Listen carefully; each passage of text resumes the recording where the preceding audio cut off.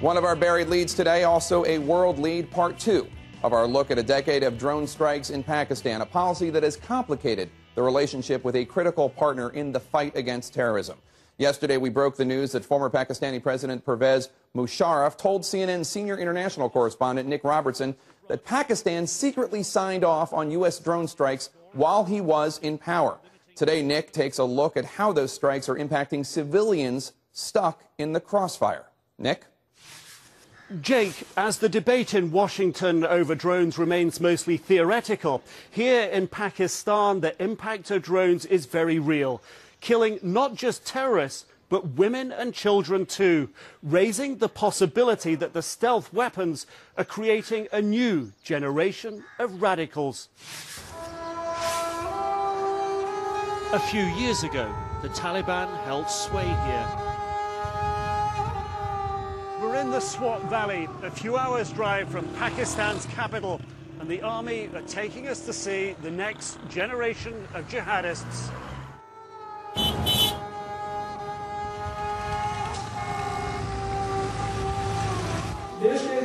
In this classroom, train child suicide bombers and killers.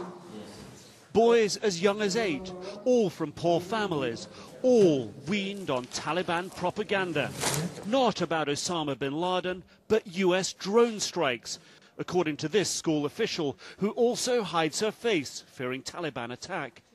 They do drill into them a hatred against the Americans. And the drones, they talk about the Americans conducting the drone attacks and killing civilians. The drones operate out of US bases in neighboring Afghanistan, and according to the White House, target Al-Qaeda and Taliban hiding in Pakistan's tribal border region, not civilians. Kareem Khan, who's from that tribal region, tells me his brother and son were killed in a drone strike in late 2009. They were both government employees. They were not involving in any terrorist acts. He is suing the CIA, but given the chance, he says, he'd take revenge on those responsible.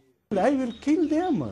If Allah give me this opportunity, I will kill them because they are responsible for killing my brother and my son. President Obama, the CIA chief? I will kill them because they are criminal. Lawyer Shahzad Akbar represents 100 families like Khan's. Of an estimated 2,000 or more killed in Pakistan, upwards of 200 are thought to be civilians. Drones are creating not just one generation, but generations of jihadists, because if you kill a father, his son will come, and then if you kill the son, his grandson will come, and this is what is happening. At this Taliban training camp in the tribal area, filmed exclusively for CNN, there is no shortage of recruits. But no doubt, drones are finding their targets. This building was destroyed a few weeks later. 9 Taliban killed, according to the journalist who visited the camp. Taliban graves for those killed in drone strikes litter the area, but so do the low-tech camps. The drones sow fear, but don't stop the training.